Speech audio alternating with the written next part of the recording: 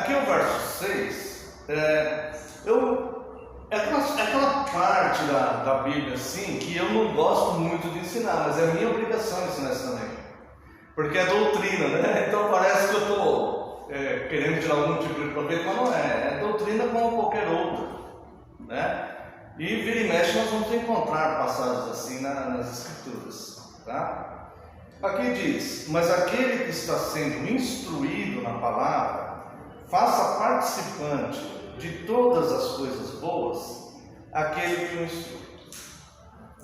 Eu peguei uma frase de Calvino aqui e eu quero ler para os irmãos. No século XVI, Calvino falou uma coisa aqui que parece que a gente está vivendo que é nos dias de hoje. E ele diz assim: olha, quão vergonhoso é defraudar seu apoio temporal àqueles por quem nossas almas são alimentadas, recusar uma recompensa terrena àqueles de quem recebemos benefícios celestiais. Mas é e sempre foi a disposição do mundo conceder livremente aos ministros de Satanás todo o luxo e dificilmente fornecer aos pastores piedosos o alimento necessário. Então, olha só, parece coisas de hoje em dia, né? Você vê que aqueles que procuram abusar do rebanho, parece que esses vão prosperando, né? E se você olhar, você vê, né, que eles têm fazendas, carrões, aviões, um negócio até meio que é lícito, porque ele não está roubando de ninguém, mas é imoral diante do Evangelho, né? Porque certamente nessas igrejas tem pessoas ali que têm dinheiro para pagar uma conta de luz, ou comprar um leite para um filho, né? Enquanto que aqueles que vão sendo fiéis, muitas vezes não têm o alimento, né? E eu já conheci vários mesmo pastores fiéis que passaram por esse tipo de coisa. Então, Paulo, ele vai dizendo aqui, né? Mas aquele que está sendo instruído na palavra, faça participante de todas as coisas boas aquele que o instrui. Quero convidar os irmãos para 1 Coríntios, capítulo 9, a partir do verso 1.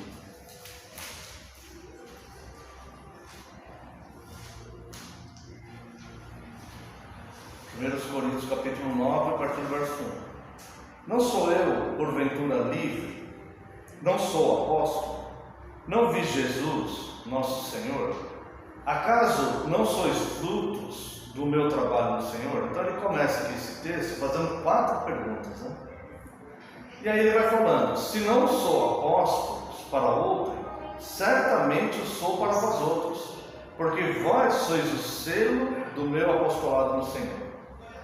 A minha defesa perante os que me interpelam é esta: não temos nós o direito de comer e beber? E também o de fazermos acompanhar de uma mulher irmã, como fazem os demais apóstolos e os irmãos do Senhor e Cefas? Ou somente eu e Barnabé não temos direito de deixar de trabalhar? Quem jamais vai à guerra, à sua própria custa? Quem planta a vinha e não come do seu fruto? Ou quem apacenta um rebanho e não se alimenta do leite do rebanho? Porventura falo isto como homem, ou não diz também a lei? Porque na lei de Moisés está escrito: não atarás a boca ao boi quando pisa o trigo. Acaso é com bois que Deus se preocupa? Ou é seguramente por nós que ele o diz? Certo que é por nós que está escrito: pois o que lavra, cumpre fazê-lo com esperança. O que pisa o trigo, faça-o na esperança de receber a parte que lhe é devida. Se nós vos semeamos as coisas espirituais, será muito recolhermos de vós bens materiais? Se outros participam desse direito sobre vós, não o temos nós em maior medida? Entretanto, não usamos desse direito, antes suportamos tudo, para não criarmos qualquer obstáculo ao Evangelho de Cristo. Não sabeis vós que os que prestam serviços sagrados do próprio templo se alimentam, e quem serve ao altar, do altar tira o seu sustento? E agora, depois dessa descrição toda, só quero deixar o verso 14.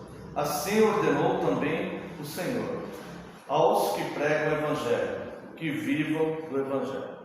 Então, o apóstolo Paulo está falando que Deus, que Cristo, ordenou aqueles que pregam o Evangelho que vivam do Evangelho. Por que isso? Porque ele tem que se esmerar no ensino, ensinar as pessoas. E isso demanda tempo, porque a sã doutrina ela é riquíssima, né? Então, é uma ordem que ele tem que cumprir. E ele é o provedor da casa dele, né? Mas só que quem o arregimentou deu uma ordem para ele: é do Evangelho que você tira o seu sustento, tá? Que o apóstolo Paulo ele fala numa das cartas a Timóteo, né? Ele fala justamente isso, né? Sejam merecedores de duplo rendimentos aqueles que se fatigam no ensino, aqueles que te instruem na fé, e em especial aqueles que se fatigam no ensino, né? Então aqui no verso 6, ele está dizendo: aquele que está sendo instruído na palavra, faça participante de todas as coisas boas aquele que o instrui, tá?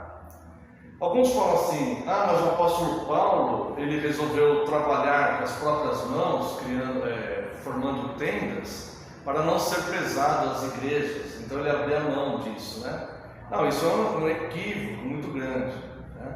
Paulo, quando ele estava na cidade de Éfeso, ele encontrou ali Áquila e Priscila, e ele trabalhava ali formando tendas, fazendo tendas, tá? Mas assim que chegou, que a igreja da Macedônia começou a mandar oferta para ele, a palavra de Deus fala que ele começou então a se dedicar o tempo todo ao ministério, ao seu apostolado. E aqui aos Coríntios, ele fala que da igreja dos Coríntios ele não ia receber nada deles, que ele se recusava a receber qualquer oferta da igreja dos Coríntios, e ainda diz assim: ninguém me tira essa glória, né? Só que depois, ele mesmo, o apóstolo Paulo, considerou isso ser uma injustiça e pediu perdão à igreja dos Coríntios por não aceitar as ofertas daquela igreja, né? Se os irmãos quiserem ver, está lá em 2 aos Coríntios, capítulo 12,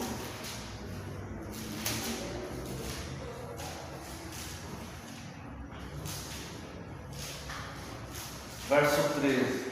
2 aos Coríntios, capítulo 12, verso 13. Na primeira carta aos Coríntios, ele fala que ele não quer receber nada dos Coríntios, né? E que ninguém vai tirar aquela glória dele. E aqui, na segunda carta, ele pede perdão, e ele fala: porque em que tendes vós sido inferiores às demais igrejas, senão neste fato de não vos ter sido pesado, perdoai-me esta injustiça. Então ele mesmo reconhece que ele não poderia ter feito aquilo, porque é mandamento do Senhor, e tanto que aquele que viva do Evangelho, tanto aquele que prega o Evangelho, viva do Evangelho, isso é mandamento do Senhor, né? Mas é mandamento do Senhor também que aqueles que fazem parte da comunidade cristã mantenham aquele que vive do Evangelho. E Paulo se recusou a aceitar a oferta daquelas pessoas por orgulho. E aqui ele considera isso uma injustiça. Ele falou assim: olha, vocês são iguais às outras igrejas. Eu, infelizmente, tratei vocês com diferença por não querer ser pesado para vocês. Perdoai-me esta injustiça, né? Porque existe bênção também no ofertar, que é isso que ele está falando até aos Gálatas. Note o